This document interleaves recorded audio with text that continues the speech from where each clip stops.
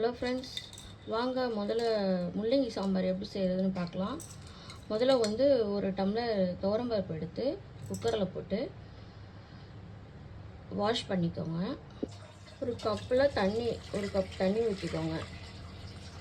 ஒரு கப் தண்ணி ஊற்றிட்டு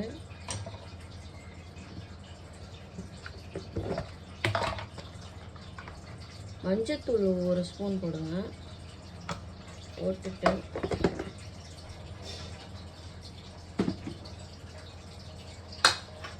குக்கரை மூடி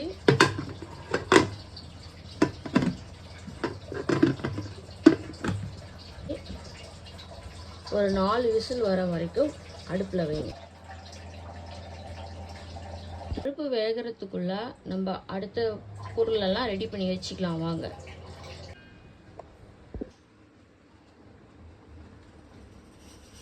குக்கர் விசில் வந்துருச்சு, 4 விசில் வந்துருச்சு. ஆஃப் பண்ணிடலாம். கேஸில் கடாயை வச்சு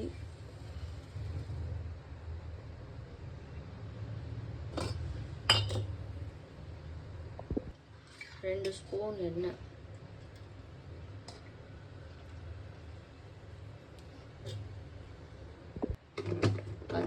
எண்ணெய் காஞ்சிச்சு.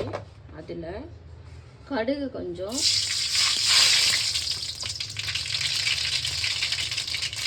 சீரகம் கொஞ்சம், வெந்தயம் சும்மா கொஞ்சோண்டு. வெந்தயம் போட்டால் சாம்பார் நல்லாயிருக்கும். கொஞ்சம் கழுவி தாளிச்சு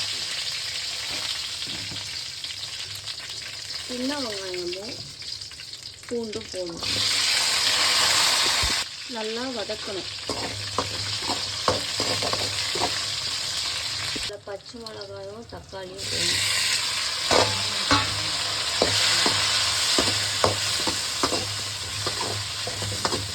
சின்ன வெங்காயம் நல்லா வதங்கினாதான் குழம்பு நல்லா டேஸ்ட்டாக ருசியாக இருக்கும்.